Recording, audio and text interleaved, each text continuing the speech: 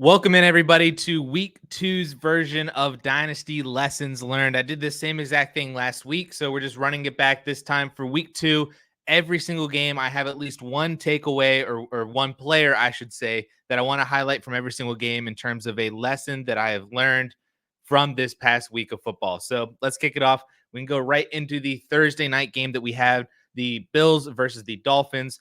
Obviously, on the Bills side, the big massive story was James Cook just absolutely obliterating the Dolphins defense in the first half.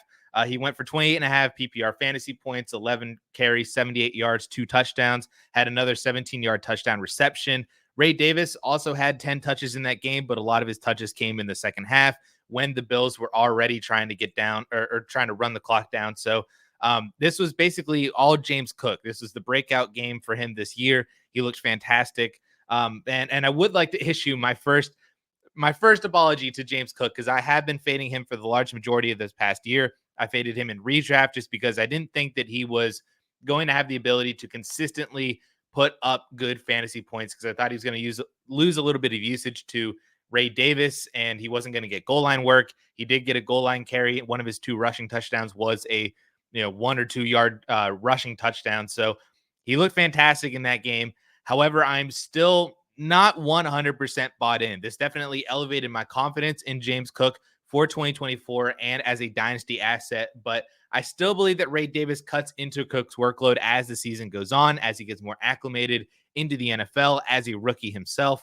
So I'm not really all that still confident in James Cook's overall usage and role in this Bills offense. I think he's still going to have to be a guy that relies a lot on efficiency, and I just don't necessarily know if I want that type of running back as my RB1 in Dynasty, so to say. Because without his 50-yard touchdown, Cook's numbers were 10 carries for 29 yards and a touchdown, which is not very good. Now, granted, he might have had more work, because if he didn't score that touchdown, the Bills might not have been up as much. They might not have started to run the clock down as early. There is that kind of conversation, but his numbers don't look as good without that 50-yard touchdown, though he did run for that 50-yard touchdown. So kudos are still deserve to be given to James Cook. However, I'm still wary about it, and I would like to see if I could sell high and move to a guy that I think that I could trust a little bit more in terms of volume or an opportunity and role and usage. If you could do that in Dynasty, I would be trying to do that to see if I can upgrade off of James Cook. And it might be easier to do so based on this last week game. And one of the running backs that I would like to upgrade to is De'Von Achane on the other side of the ball. Another massive running back day for him, 29.5 PPR points. He had 22 carries for 96 yards, 7 receptions for 69 yards, and a touchdown with a team high 7 targets, 23 fantasy points so far in both weeks of the season. He's absolutely fantastic, and I would like to make an official announcement that De'Von Achane is now a top 3 dynasty running back. I have him RB3 in my rankings overall, behind Bijan and behind Breece Hall, ahead of Jahmyr Gibbs. Now, all 4 of them are in the same tier. There is still that same, when we consider them the top 3 dynasty running backs, it was Bijan, Breece, and Gibbs.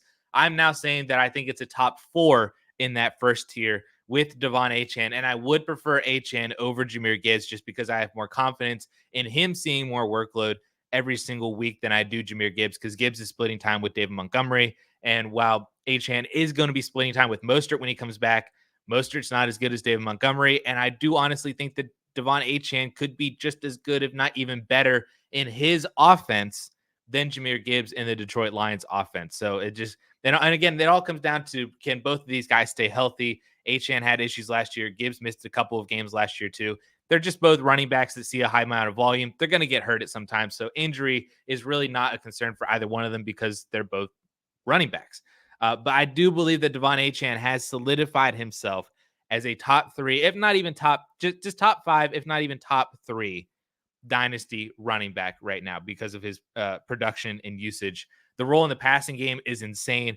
He's on pace to be over 1,000 yards on the season. I actually tweeted that out after the game, that if you took his pace for the remainder of the year, he'd be at like 80 receptions for almost 1,100 yards and 7 or 8 touchdowns, which would match the wide receiver 8 in fantasy last year, just on his receiving alone, not even mentioning what he's doing on the ground as well. De'Von Achane is fantastic.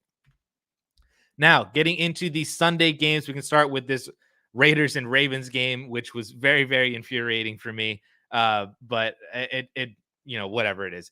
On the Raiders side, I need to talk about Zamir White because I didn't talk about Zamir White last week because I wanted to talk about Brock Bowers. I could very easily have talked about Brock Bowers again, based on what he did this past Sunday. He is amazing. He probably is the Dynasty tight end one because he is legit. He's super legit. But we need to start having this Zamir White conversation. And honestly, Justin and I have been having this conversation all offseason. We've been telling you guys to sell him. And this is the exact reason why we wanted to sell Zamir White. Under 7 PPR points. This is the second week in a row he's been under 7. 9 carries for 24 yards. He did get 3 receptions, but only for 14 yards. So those 3 receptions are basically half of his fantasy production this past week, just from the PPR value alone. Zamir White is not it. He is not a good running back. This Raiders team wants to run the ball, but they can't do it effectively, and they're always going to be down in a vast majority of games, or at least fighting to stay competitive. And Zamir White is just not good enough to be an NFL RB1. And honestly, it's sad at this point. If you still held on to Zamir White, I don't know what to do with him. I would love to sell him for basically anything that you can get, but I just don't know if people are all that willing to trade for him right now based on what he's done the past 2 weeks. Your time to sell has already come and gone.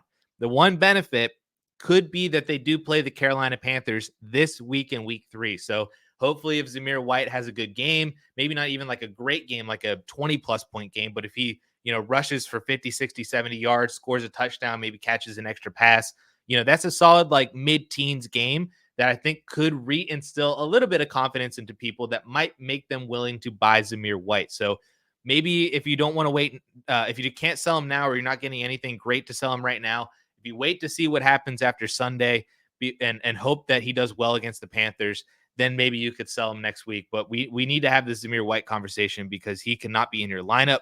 He cannot be trusted. I've been actively trying to sell him all year. But if you hadn't been able to, or you didn't, it's not looking all that great, unfortunately. Now, on the flip side, fourth running back that we're talking about this week is Derrick Henry. He did have a pretty solid game, 18 carries, 84 yards, and a touchdown. Did have a 12-yard catch for a total of 60.5 PPR points. And honestly, even though the box score looks pretty good, if you watched this game, I'm concerned about Derrick Henry. He is not the same Derrick Henry of old with the Tennessee Titans. He himself is getting old. He's 30 years old. So that just makes sense as the players get older that they, start to not deteriorate, but they get a little slower. They get a little bit worse, and that's totally fine. And Derrick Henry apparently is looking like that is happening to him because he just does not look like the old Derrick Henry anymore.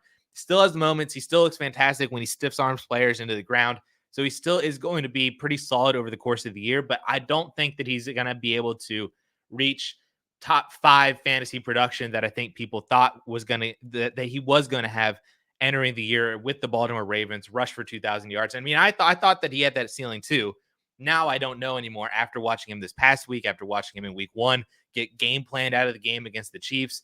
So if you can use this game as a way to sell Derrick Henry, even as a contender, I know it might be weird to sell Derrick Henry if you are a contender and sell him to one of your competition teams.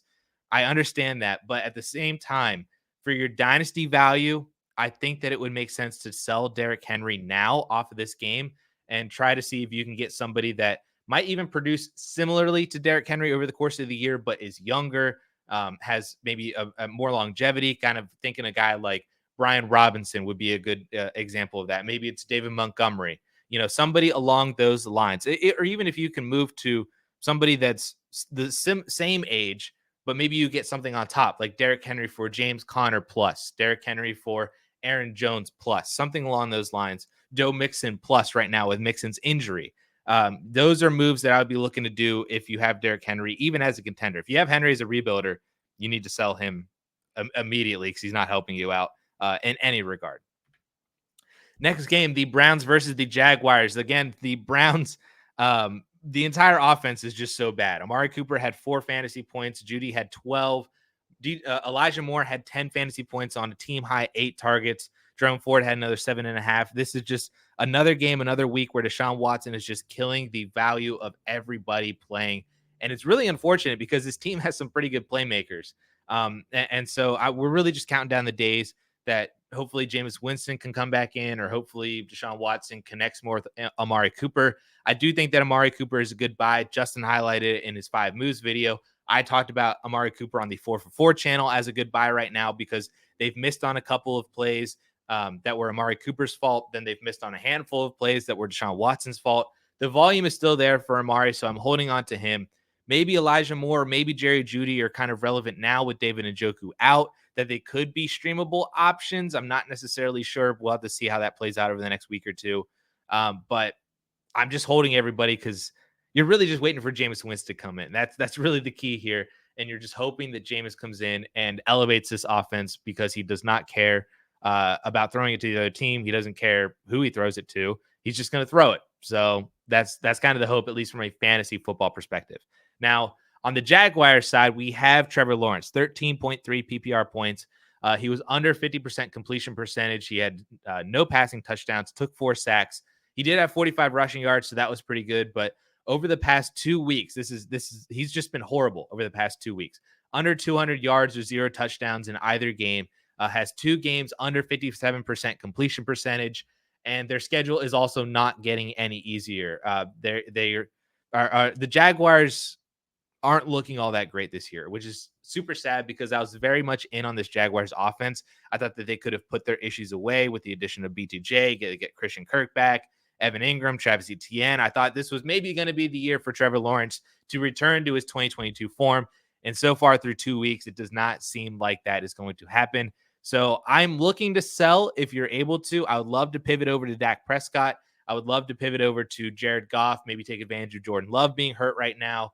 Baker Mayfield, like those are other quarterbacks that I think are better pivots to go to right now as a contender if you're relying on Trevor Lawrence as your QB2. Try to see if you can go over to one of those other guys. If you can't, if the best you're getting is like Kirk Cousins or, Geno Smith or anything like that, then I would just hold on to Trevor Lawrence. But I would be trying to just see if you could pivot and see how easy it is to pivot to somebody else who maybe has equal dynasty value, around maybe ish the same age. But hopefully he's going to give you better production because they're in a better offense or is just a better player in general. Next up now, the Jets and Titans game. The big takeaway here from me from the Jets was Braylon Allen. He looked fantastic. 19.5 PPR points. He did score twice, so 12 of those 19 points were from 2 touchdowns. One was a nice little screen pass to him. The other one was a really good rushing touchdown. I'm not expecting this type of production every single week. I don't think that Braylon Allen is going to all of a sudden insert himself to be like the RB1B in this Jets offense. Breece Hall is definitely the better running back. He still is the RB1. Allen just took advantage of the few touches that he got. He still had under 10 touches. He just happened to score on 2 of them and looked really good doing that. So I am really excited because I did love Braylon Allen as a prospect. But I don't think that this is indicative of him being a guy that you can throw into your flex or your RB2 spot every single week, because I just don't think that the volume is going to be there. Like I said, it's still going to go over to Breece Hall, and you're going to be reliant on the fact that Allen scores with those low amount of touches that he's going to have every single week, like he did there.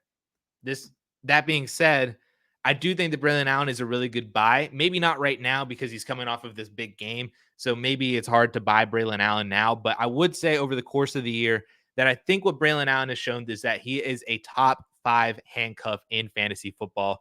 When you think about all the other, the Tyler Algiers, the Jordan Masons, apparently, there's some really, really good handcuffs out there. And I think Braylon Allen has solidified himself as a top 5 guy. So I would be trying to buy him if you have Breece Hall, or even if you don't have Breece Hall, as a handcuff kind of guy that if Breece were to get hurt, Braylon Allen could be thrown in as an RB2, maybe even RB1, depending on the matchup, or if he continues to find the end zone or has this receiving output. He had 2 receptions in this game, which if you know anything about Braylon Allen in college, that wasn't really a big part of his game until 2023. So Braylon Allen looks really good. I'm very, very excited for him because I loved him coming out of college, and I'm glad to see him produce like this. Now, on the other side, the other running back that we need to talk about, again, is Tony Pollard. I highlighted Tony Pollard last week. I'm highlighting him here again. He had 17 carries for 60 yards, another 5 receptions for 40 yards, 15.2 PPR fantasy points. That's without scoring, which is fantastic. He is the workhorse for the Tennessee Titans. I talked about this last week. I'm going to reiterate it again this week. that he is the workhorse for the Tennessee Titans. Tyjae Spears did get hurt. He is dealing with a little bit of an injury that he did leave the game early. But even before that, I mean, this is still Tony Pollard's backfield. I view him, even with Spears healthy, as the RB1A at the minimum. He's going to be the 60% guy of a 60-40 split, maybe a 65 of a 65-35 split. I still consider him to be a great buy low running back for contenders. If any of the teams that have Tony Pollard are maybe 1-1, 0-2, they're kind of not really sure what their season's looking like. Maybe you could try to push them towards a rebuild or a reload. Buy Tony Pollard from them as a contender if you're trying to struggle at running back because you lost McCaffrey or Pacheco or any of the other guys like aren't necessarily doing as well for you. I think Tony Pollard is a really, really good buy right now. If you can get him for a second or a second and third or something like that, I think that's a good move to go in as a contender. Niners and the Vikings. This was honestly a really, really fun game. The Vikings pulled this one out. On the Niners side, I want to talk about Brandon Ayuk. I talked about him again on the 4for4 channel last week. I talked about him again this week, just as a quick reiteration to continue to try to buy Brandon Ayuk in redraft leagues. And I would continue to try to buy Brandon Ayuk in dynasty leagues. 4 receptions, 43 yards. He was on 5 targets, 8.3 PPR points. I think that he is a massive buy low right now. He played almost 20 snaps more than he did in week 1 this past Sunday. Still saw the same amount of targets, but also doubled his production on those number of targets. Purdy missed him again on another end zone run that like Purdy was trying to like run to his left and he threw it a little bit too late to Ayuk and Ayuk just caught it out of bounds. So that's 2 weeks in a row. He's had one each week. Week 1, he dropped a touchdown. Week 2, he was just missed on a wide open touchdown. So had he caught both of those, I think the perception around Brandon Ayuk would be a lot higher than it is right now. He'd be a top 25 fantasy wide receiver right up there next to like Amon-Ra St. Brown and Brian Thomas Jr. That's where Ayuk would be had he caught both of those touchdowns. And with Deebo Samuel dealing with an injury, I saw this interview that he said that he's going to be rehabbing for another couple weeks. So if Deebo's out for 2, 3, 4 weeks, then we have Brandon Ayuk coming back into the wide receiver 1 role for sure.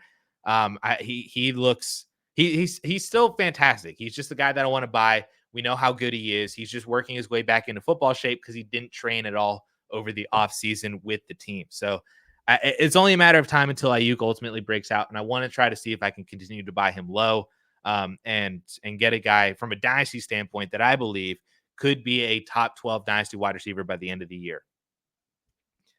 Now, on the Vikings side, sorry, I had to catch my breath. On the Vikings side, Sam Darnold, 2 weeks now. He's a top 10 fantasy quarterback on the year, as we all expected. He had 21 PPR points, 268 yards and 2 touchdowns against the Niners. Now, granted, 97 yards and one of those touchdowns was just Justin Jefferson, but Sam Darnold threw the ball. It was a very nice ball. Just Jefferson did the other, 60, 70% of it and ran for a touchdown. But that's kind of the upside with Sam Darnold is that he has the best wide receiver in the NFL. And he's doing this without Jordan Addison for the past week and without TJ Hawkinson. So over the course of the year, as both those guys come back, we could be talking ourselves into Sam Darnold being like a solid QB2. So there is that. But I think as of right now, with him being top 10, with some of the quarterback injuries that are going on right now with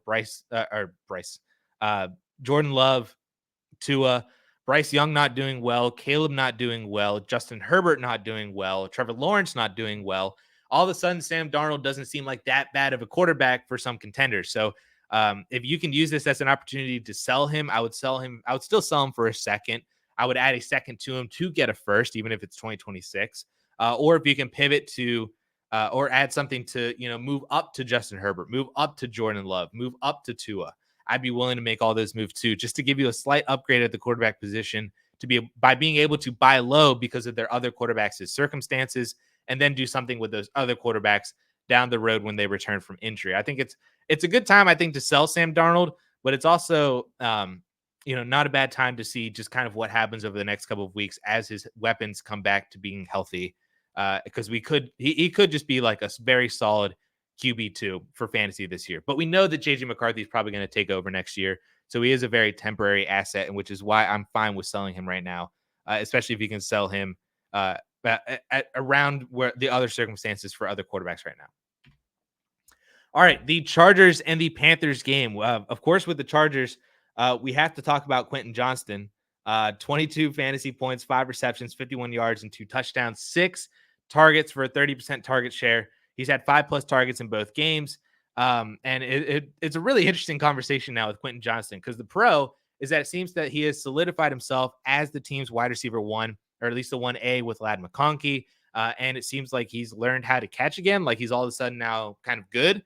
The negative, or the con, is that it's very obvious that the Chargers do not want to pass the ball. They want to run. That's how they want to beat you, with J.K. Dobbins, with Gus Edwards. And Justin Herbert just feels like he's, a break the glass if necessary kind of quarterback, like kind of how Dak Prescott was a couple years ago for the Cowboys. That seems like what Justin Herbert is for the Chargers, that he could come out and help win the game if needed, but they haven't needed him because they've been so effective running the ball.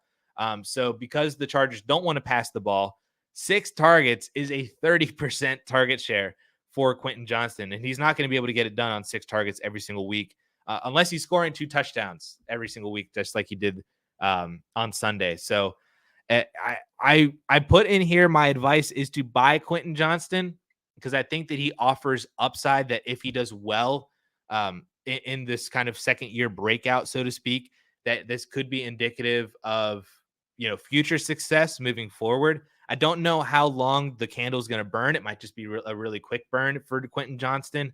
But I have in here that it might be interesting to buy Quentin Johnston for, a couple thirds, especially if somebody wants to get out on him. I would be willing to buy him for a couple thirds just to see what happens, because it does seem like he is the wide receiver 1 on this team. And that he's, like I said, learned how to catch. So good for Quentin Johnston, good for Justin Herbert, good for the Chargers offense. Now, what is not good is the Panthers offense. Everything is bad. Everything is so bad. They've already benched Bryce Young. Bryce Young. I keep saying Bryce Young because I want to say Bryce Harper. Don't know why. Not a baseball fan, but I keep wanting to say Bryce Harper. They've already benched Bryce Young for Andy Dalton. So maybe that's a good thing for Deontay Johnson. Maybe that's a good thing for Adam Thielen. Maybe that'll be a good thing whenever Jonathan Brooks comes back. But as of right now, I don't want a single piece of this offense. I do still want Jonathan Brooks. If you're able to buy low on Jonathan Brooks because somebody's not getting the points that they're not getting points out of him because he's on IR, and maybe if they're competing, they thought maybe they could scrape together a few wins, and maybe they're not, and they're struggling and they want some points, so they'd be willing to trade Jonathan Brooks. I'd be willing to still buy Jonathan Brooks, but other than that, I don't want anybody else. I don't want Bryce Young. I don't want Andy Dalton. I don't want Deontay Johnson. I don't want Adam Thielen. I don't want Xavier Legette. I don't want any pieces of this Carolina Panthers offense, because it looks so bleak right now. And I don't know if you throw in a rookie quarterback in next year's class, if anything is going to be fixed from that, because their offensive line is still terrible. Their defense is awful. I just don't want any pieces of the Carolina Panthers. Sell everything. I'm done. I don't want any of it, except for Jonathan Brooks. I will buy low on Jonathan Brooks if needed, but don't want anything else. Now, next game here, Seahawks and Patriots. This was a really, really fun one. This is a really, really fun one, especially if you were a Jaxon Smith-Njigba fan. 23.7 PPR points, 12 receptions for 117 yards on 16 targets, 36% target share. This is what we wanted. This is what we wanted JSN to be able to do, to come in and assert himself as the wide receiver 1B with DK Metcalf. Metcalf looked great too. But JSN finally had a game where he supplanted Tyler Lockett and looked fantastic. This is exactly what we wanted from JSN. Please let this be the norm. And if this is the norm, we need to be buying Jaxon Smith-Njigba, because he's still very, very good. And it just, please Seattle, please Grubb, please Geno Smith, please just make Jaxon Smith-Njigba a thing, because this is so much fun. He looked amazing. I think we should be buying on Jaxon Smith-Njigba. I wouldn't go too crazy. Like, I wouldn't try to buy him for a first plus. A first is probably where I would cut it off at to buy JSN. But man, please continue to do this, Seattle, because it is so much fun. And as a DK Metcalf fan too, it was really fun for him. I'd be willing to buy DK for a first as well. Just please siphon these targets between JSN and DK Metcalf, and we'll be very happy. Now on the Patriots side, there wasn't really a whole lot of takeaways. Hunter Henry looked like a prime Travis Kelce. He had like 10 targets or something like that for 100 yards. No one else had over 2 receptions.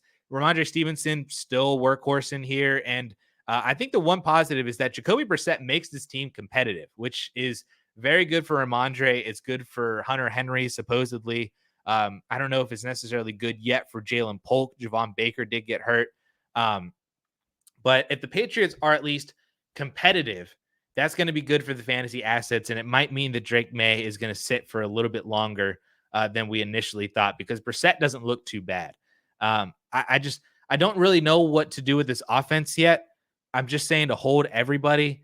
I would be willing to still buy Ramondre Stevenson, but everybody else I think is a hold. If you can sell Jacoby Brissett, then sure, that's just a dynasty thing because he's a temporary asset. But if you can sell Hunter Henry, I'd be willing to do that too. But I think I'm just holding everybody here, especially Ramondre, just because there really wasn't anything all that important, I think, from this game from the New England Patriots side, other than just Ramondre still a workhorse, which is great.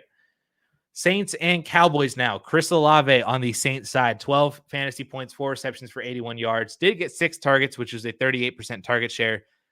The Saints have not had to really throw all that much in the past 2 weeks to really do any damage through the passing game. They've been able to just funnel everything to Alvin Kamara, and it's been absolutely fantastic.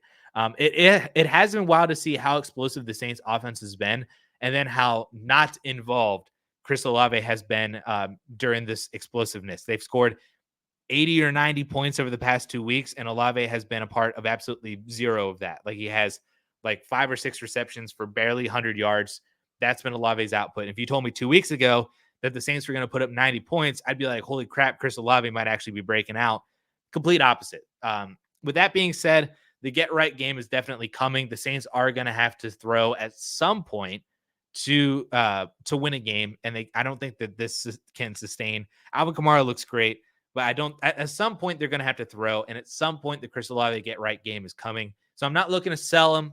I'm just looking to hold Chris Olave. I'm not looking to buy him either. I'm just wanting to hold Olave, and then whenever that get right game comes along, then I'll be trying to see if I can sell him. Because I'm not really looking to buy Olave. I've been kind of off on him all year. Not to say that I was concerned about them scoring 90 points and him not being involved, but I just don't think that Olave's dynasty value as a top 12 or even top 15 dynasty wide receiver is necessarily going to hold by the end of the year. So hold him right now, sell him then after the get right game, which could be as early as this week. We never know. Now on the Cowboys side, the whole entire passing offense is really what we need to talk about. Again, this is kind of what I was thinking was going to happen with the Cowboys, because they cannot run the ball to save their life. Rico Dowdle looks terrible. Zeke Elliott looks terrible. They don't look terrible, but they just aren't effective, and they're not very good. So they're going to need to throw a lot to win games. And I think that that's going to make them very one-dimensional, very predictable, which is unfortunate for the Cowboys as a team. But from a fantasy standpoint, that might not be all that bad. Lamb is at 19 fantasy points. Obviously, he's fantastic. Jalen Tolbert had a mini breakout with 6 receptions for 80 yards. Schoon had a good breakout game with Jake Ferguson gone, so maybe with Ferguson back, Ferguson gets that kind of output. Brandon Cooks was at 4 fantasy points. It's going to be hard to predict whose game it's going to be after CeeDee Lamb, because Lamb is going to get his every week. After that, whether between Ferguson or Schoonmaker, Brandon Cooks or Jalen Tolbert, whose game it's going to be after that, it's going to be really hard to tell. And it's going to be very unpredictable. And I don't like that. So I would just be holding everybody and maybe hoping to see some clarity. Maybe whenever Jake Ferguson does come back, he is the second option on the team and he solidifies himself as that when he's healthy. Maybe, Brandon Cooks kind of comes back and this was just a bad game for him. It was more Jalen Tolbert. Maybe that was an offensive thing against the Saints. But there's just not a lot of predictability behind CeeDee Lamb to where I'm not looking to sell anybody, but I'm also not looking to buy anybody. So I just hold and see if we get some clarity with the Cowboys offense behind CeeDee Lamb. Now, this Giants and Commanders game, also really, really fun. Just from the Giants pulling another stat of, they scored 3 more times than the Commanders, 3 touchdowns more than the Commanders, and they still lose the game. I find that stat hilarious on top of the other stat that they had last year, getting blown out. But anyway, the only storyline on the Giants, Malik Neighbors looks absolutely fantastic. 10 receptions, 127 yards, 1 touchdown. He had 18 targets, which was a 64% target share. He was like the only guy that Daniel Jones even looked to. I think Wan'Dale had a couple targets. I don't even remember who else got targets after that. Theo Johnson. No other wide receiver had over 4. Malik Neighbors is really, really freaking good. Welcome to the NFL. He's every bit as good as we thought he was coming out of college. He has rapidly ascended dynasty ranks to the point where I think it's going to be impossible to buy him. My advice on here is to buy, but I don't know that I think it's going to be impossible. Whoever drafted Malik Neighbors is not going to sell him. It's going to take at least 2 first-round picks to buy Malik Neighbors, and I don't even know if that is worth doing right now. I mean, maybe it is. If you can buy Malik Neighbors for 2 firsts, that is 100% doing. But if you have to pay more than that, 3 firsts, I don't know if that's just worth it right now. You could do a lot more with those first, or you could go buy somebody else, maybe for cheaper. But still, at the same time, Malik Neighbors looks fantastic. He could be a top 5 dynasty wide receiver by the end of the year, if not even like the end of the month, with the way that some of the other wide receivers are playing, like Jamar Chase or Amon-Ra and Puka getting hurt, and Garrett Wilson not breaking out to the same level. AJ Brown's hurt now. Like, Malik Neighbors could very easily be a top 5 wide receiver in dynasty, like right now. If not, like I said, by the end of the month. So he looks fantastic. Buy him if you can, but it's probably going to be really, really hard to do that because whoever drafted him waited for this exact moment, and now they're keeping him. So he's fantastic. Commanders side, I have this again as the passing weapons. It's become very clear through 2 weeks that this is the opposite of the Dallas Cowboys. The Dallas Cowboys are going to have to throw to win games. The Commanders don't want to throw at all. They just want to run the ball with Jaden Daniels. They want to run the ball with Brian Robinson, which is great for both from a fantasy standpoint, but that is not good for the passing weapons, the receiving weapons of the Washington Commanders. And at this point, Daniels is not a good enough quarterback to support. At this point, he's not good enough to support even one guy consistently on a weekly basis, let alone multiple guys. So Terry McLaurin is a sit. Zach Ertz, maybe because of the tight end position, he's fine to stream. Ben Sinnott has not been relevant whatsoever. Noah Brown, Diami Brown. It's just the big story is for sure that Terry McLaurin. I would love to sell him if you can. I don't know what to sell him for from a dynasty standpoint because he is like 28, 29 years old and he's not producing. That's really rough. But just at this point, if you can't sell him, you just got to hold, and you can't play him. You just got to bench him. But it's good at least for Jane Daniels' fantasy points and for Brian Robinson's fantasy points too. Eckler has been good from a passing standpoint because of the receiving value. He's gotten 3 or 4 receptions. Or he did get 3 or 4 receptions last week. But he's still the very clear-cut RB2. This is Brian Robinson's backfield, and Jaden Daniels' scrambling ability is going to elevate him too. All right, Buccaneers and Lions game now. Chris Godwin, really, really freaking good. It's so amazing to see him like back in action. He looks fantastic. 24 fantasy points, 7 receptions, 117 yards, and a touchdown. A large majority of that damage was done in the first half too. I was watching this game and it was so fantastic. 3.9 yards per route run through the first 2 weeks. And it's possible that with him returning to the slot role full time, and with Mike Evans being on the outside drawing defensive attention, it is possible, I think, that Chris Godwin could be the 2024 version of Cooper Kupp. I think that he could legitimately be a league winner for contenders, especially if you bought him before the season started. He was going for like a second-round pick before the season.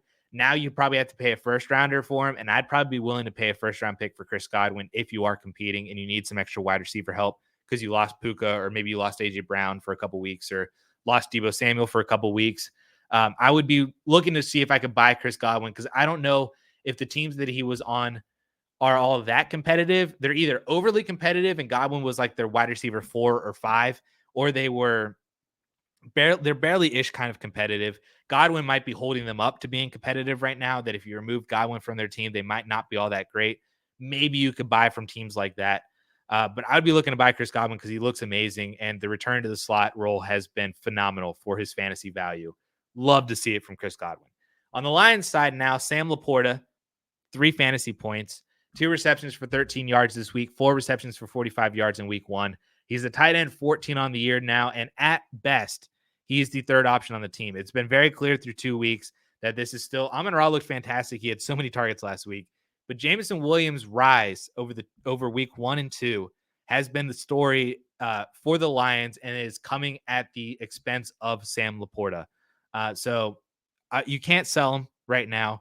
You just have to hold him and just hope that it gets better, or maybe somebody gets hurt, or maybe he starts to, Jameson Williams starts to fizzle and flame out, and LaPorta's consistency starts to win back again.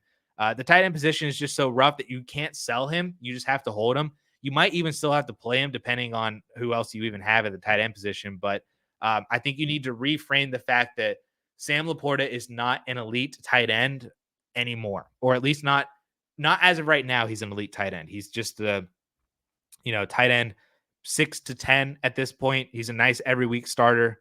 But I think that as of right now, he's not a top 5, top 3 guy like he was last year, unless he starts scoring some extra touchdowns at a higher clip, or Jameson Williams or Amon-Ra St. Brown fall a little bit. But it's just kind of rough. And I didn't really see this coming from Sam LaPorta, but this is kind of where we're at right now. So hold him, bench him if you can, if you have better options, or just continue to play him, but reframe your mindset on what he is in your lineup.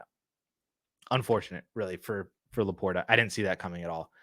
Now, Indianapolis Colts versus the Green Bay Packers. The Colts side of the ball, Alec Pierce through 2 weeks. I think he's the wide receiver 8 in fantasy through 2 weeks, 16.5 PPR points this week. Caught another long touchdown last week. 7 targets for a 25% target share, led Indy in all stats across the board, receiving yards and a touchdown. Has gone over 100 yards or seen 7 targets in both games, in either game, one or the other. And like I said here, while that's all well and good, I can't get on board with it. I think that he is a massive sell. If you can upgrade somewhere else, if you could even sell him for a second-round pick right now, that would be fantastic. In fact, right before I started recording this video, I tweeted out a stat that since 2015, if you look at the wide receivers that through the first 2 weeks were top 20 in fantasy scoring, but had less than 10 total targets, it's happened a handful of times since 2015.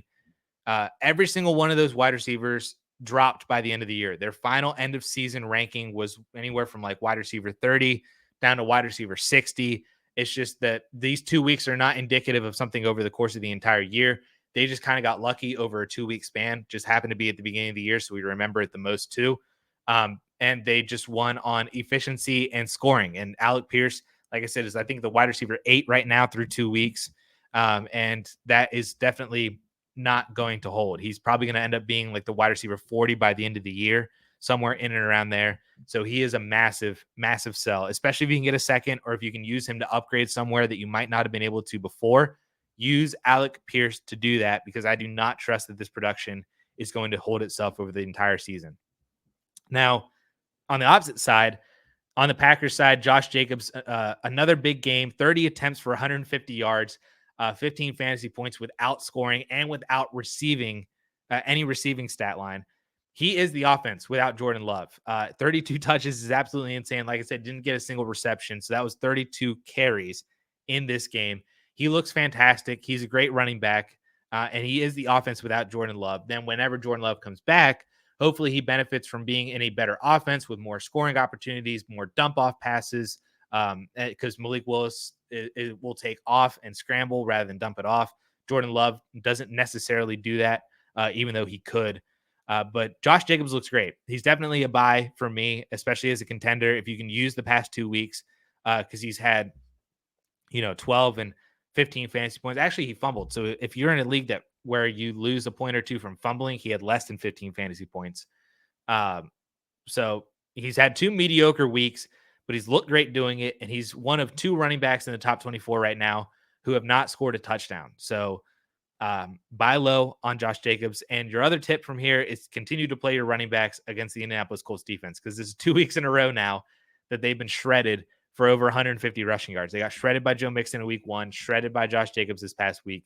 Play your running backs against the Indianapolis Colts defense and buy low on Josh Jacobs. All right, moving to the 4 o'clock games now.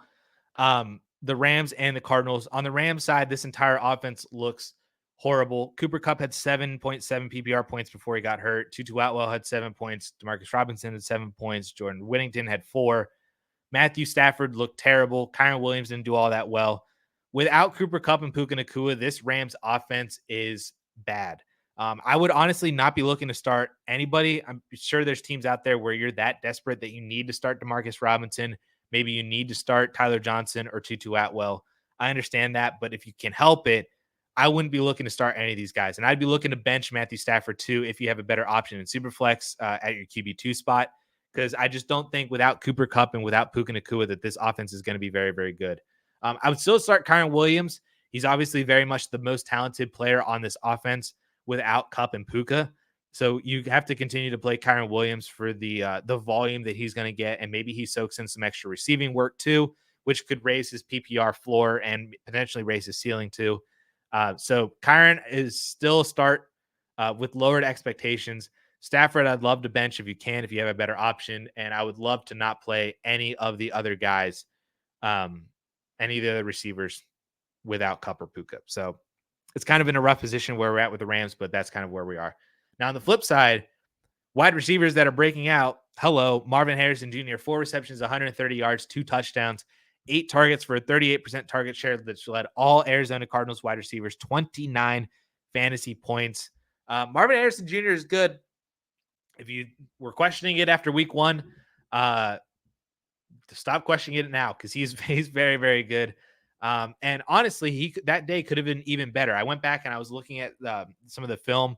I'm slowly becoming a film guy with this new NFL Pro film room stuff. His day could have been even better. Kyler missed him on a wide open 20-yard pass on the sideline. And then he also had 2 other end zone fades on 2 separate drives. So not on like back-to-back, that if he caught one of them, it would have ended the drive. 2 separate drives, one in the third quarter, one in the fourth quarter. There were end zone fades that Kyler and Marv just did not connect on. It didn't look like they had all that much practice with it. Kyler kind of threw some inaccurate passes to Marv, but for the sake of humoring me, had he caught all 3 of those passes, he could have potentially had 7 receptions for roughly 160 yards and 4 touchdowns. Had he caught all of those passes, which is absolutely insane. Like, imagine if Marvin Harrison Jr. Broke out with 7 receptions for 160 yards and 4 touchdowns. He would be the dynasty wide receiver 1 right now. Oops. And so, yeah, but Marvin Harrison is still very good. I still have him ranked ahead of Malik Neighbors because of Kyler Murray, because I like Kyler better than I do Daniel Jones, or insert rookie quarterback here for Malik Neighbors. Not to say that those quarterbacks are necessarily bad for Malik Neighbors, as we've seen this past week with him producing against the Commanders defense, but it's also the Commanders defense. He's not going to play them every single week. So I still prefer Marv over Neighbors in Dynasty just because of Kyler Murray. But the gap has closed a lot, and both of these guys are probably borderline, if not even in top 5 Dynasty wide receivers right now, because they both look tremendous. All right, Steelers and Broncos, as I accidentally hit the arrow over here, so you guys got a little sneak peek of the next game. Steelers and Broncos. I pull in the same thing that I did with the Broncos Seahawks game from last week, because I did not learn anything from this game again, because it was horrible. Broncos offense is still terrible, still very bad. Bo Nix is bad. You can't trust any of the wide receivers. You can't trust any of the running backs either. Javonte at least saw 5 targets in this game, so that's good. But Jaleel McLaughlin was much less involved, so now you can't even trust him. Basically, if you have a Bronco, I'm holding them, and I'm not starting any of them. I'm not starting Javonte. I'm not starting Cortland Sutton. I'm not starting Bo Nix. I'm not starting McLaughlin. I wouldn't even start, like, Josh Reynolds has like Demarcus Robinson appeal, or Devon Vele after his first week has like Tyler Johnson appeal. I'm not starting either one of them if you can help it. On the Steelers side, Najee is still very much the RB1. Warren did get more involved this week. He had more usage. There was 18 touches to Najee, 11 touches to Jaylen Warren. Pickens and Freiermuth are still very much the top targets, but Justin Fields is just not good enough to support everyone. Not even really good enough to support Pickens and Freiermuth, at least not in this game, because they both had like 4 targets, and that was it, because Fields just does not throw. So I'm still waiting for Russell Wilson to come in. It's looking like it might be another couple weeks because Russ is still kind of injured. Fields is winning them games, even though they've scored like 25 points over the past 2 weeks combined. They're 2-0 somehow. So I didn't learn anything from this game. Hold everybody. Not looking to start really all that much from, like, start many players from these 2 teams. Pickens, Najee, Muth at the tight end position, maybe. That's about it. I'm benching every other Bronco. And moving on. Bengals and Chiefs now. We can talk about a pair of tight ends. Mike Gesicki had a big breakout game, 7 receptions for 91 yards on 9 targets, which was a 25% target share, and was one of 3 players on the team with over 5 targets. With I think it was Jamar Chase and Trenton Irwin were the other 2. Week 1, he had 3 receptions for 18 yards on 4 targets. I don't know if Mike Gesicki is back. I'd be here for it if he was. It'd be really nice for him to be, a tight end that we can rely on, because it seems like for how great the tight end position looked coming into the year, it's still the tight end position, and we still don't have everybody that is super reliant, is able to be relied upon. So it'd be nice if Mike Gesicki could throw his name into that hat. I think it's possible that he offers, if you remember from last year, like Gerald Everett offered a string of games where he was very streamable. Cole Kmet kind of did the same thing.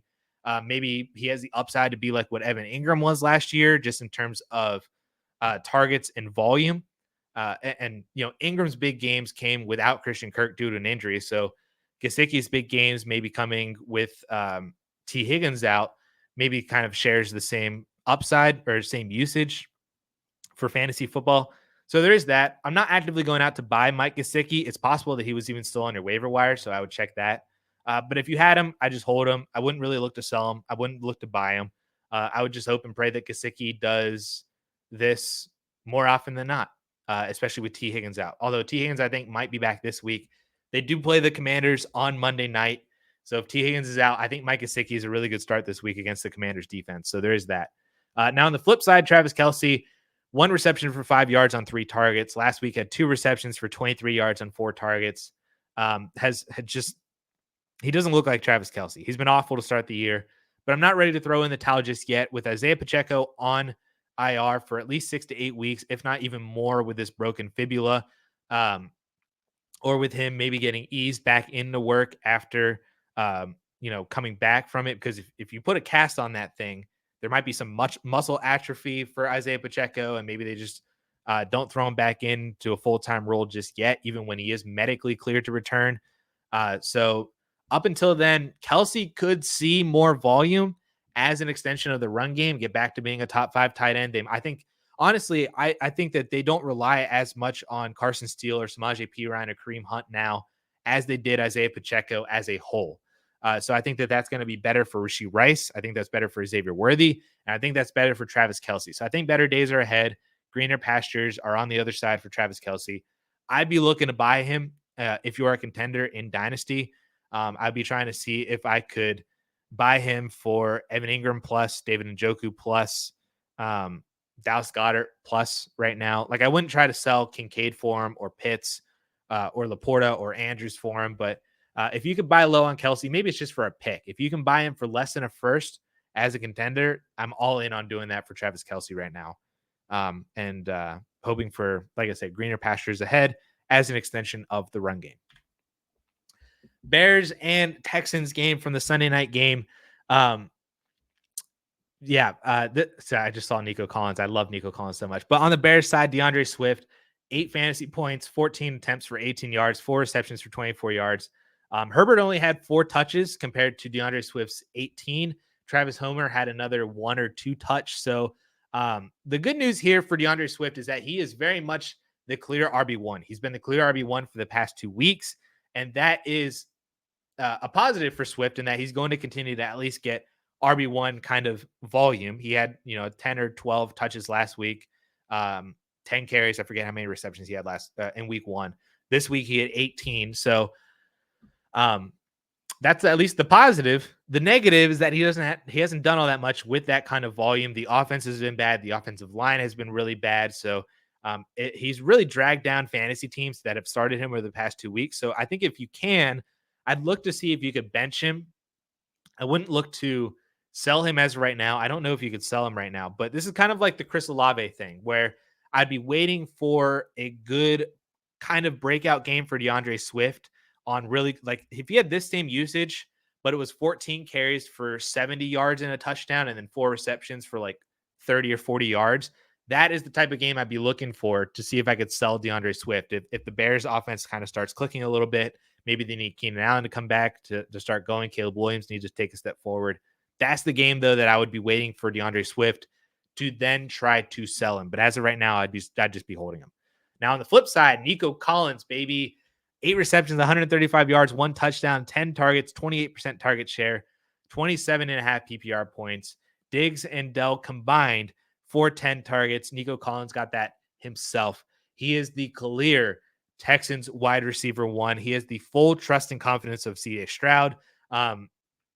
If you weren't able to buy him or you didn't buy him before the season started when he was like a top 15 guy, borderline top 15 guy, you're not going to get him anywhere near those prices. He is 100% a top 10 wide receiver, if not even closer to top 5. There's a very short list of wide receivers that I would prefer over Nico Collins in Dynasty. He is an alpha.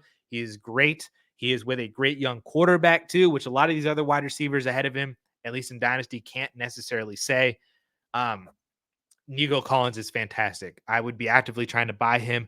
I would be flipping Tyreek Hill for him. I would be flipping, like if you can buy him by trading down from Jamar Chase, trading down from Amon-Ra, trading down from Neighbors or Marvin Harrison to Nico Collins plus, I'd be actively trying to do that. And like I said, I'd be selling up from Tyreek Hill. I'd sell up from Ayuk or Waddle or maybe even Garrett Wilson, like all those names that are in that kind of 8 to 14 range. I think Nico's well above all of them, and I want Nico over every single one of them. And I would add to those other wide receivers to go up and get Nico Collins because he's phenomenal. All right, Monday night game. This one hurt me to the core because I missed my parlay bet by the Eagles money line. Screw you, Darius Slay. But at least on the Falcons side, Drake London had a good game. 6 receptions, 54 yards, 1 touchdown, had the game-winning touchdown, 17.5 PPR points, 24% target share. Darnell Mooney also had 7 targets. He had the big, long touchdown, but he wasn't as much of a PPR kind of guy as London was. It was a nice bounce-back week against a bad Philadelphia secondary. Drake London week 2 is kind of a thing over the past 3 years, this year included, of Drake London's career. He's had kind of like a down week 1, then a really nice bounce-back week 2, so he did that again this year. Hopefully, this game continues to be more of the norm. The 7 targets, 7+ targets would be nice. 5, 6+ receptions would be nice. A touchdown every other week would be really nice. That would be what we need for Drake London to be to be the breakout season that we were hoping for him coming into this year. And hopefully, Kirk Cousins continues to get healthy from the Achilles injury, gets more confident in planting his foot, and he's able to just elevate this offense up to the point of where we thought that they could get to. We just have to wait for that point to get there. We thought it would come now or early, but we're going to have to wait, I think, a few more weeks at least for this offense to really get to a good point for fantasy football. Hopefully, at least until then, Drake London did as well, and then he could kind of skyrocket and go nuclear after that once Kirk Cousins gets his feet metaphorically and physically under him. But until then, I think you're just holding Drake London. I wouldn't look to sell him off this game. I would just hold him. I'm also not looking to buy him. So I'm just status quo on Drake London. Now, the other wide receiver on the opposite side, Devonta Smith, 20 fantasy points, 7 receptions for 76 yards and a touchdown, 33% target share with 10 total targets. And he was, obviously we knew it coming into the game, but it's nice to see it that he is the main beneficiary with A.J. Brown out. And A.J. Brown said, I think before the game, he was talking to one of the ESPN reporters on the field that he's probably going to be out for another couple of weeks. I think he literally said a couple of weeks. So I don't know what that necessarily means for his timetable to return. But at least until then, Devonta Smith is the wide receiver 1 for this team. He's going to be very, very good for those weeks with A.J. Brown out. And then plus, even with A.J. Brown back, we know that Devonta Smith is still a top 18, top 20 fantasy wide receiver because he himself is really good. Jalen Hurts is good enough to support both of these guys. So I would be looking to buy Devonta Smith for the weeks with A.J. Brown out. And then, obviously whenever he's still very good as a wide receiver too, with A.J. Brown back in. I wouldn't go super crazy, try to say that I would buy him as like a dynasty wide receiver 1. But if you can get him for, top 15, top 16 prices, I'd flip maybe you could flip DJ Moore for him. Maybe you could flip Michael Pittman for him. Maybe you could flip, I don't know, Zay Flowers and something for him for Devonta Smith. I'd be willing to make all those moves to have him, like I said, for the weeks without A.J. Brown. And then for the weeks when A.J. Brown is back, we know that Devonta Smith is still very good. So that is the end of the slideshow here. All the games have now been covered. So that is every single dynasty lesson learned from this past week in week 2. So I appreciate you guys hanging out with me for the past hour. I'm sorry that this one wasn't live this week. It was live in week 1. I wasn't able to do it live this week, but I'm going to continue to try to make this a live show to also incorporate your guys' thoughts, do some AMA at the end of it. I just wasn't able to this week, so I apologize. But appreciate you guys hanging out with me. Like I said, another Friday AMA on Friday for all of your questions. So we do have that coming up. But until then, peace, guys. Thanks for joining. See you.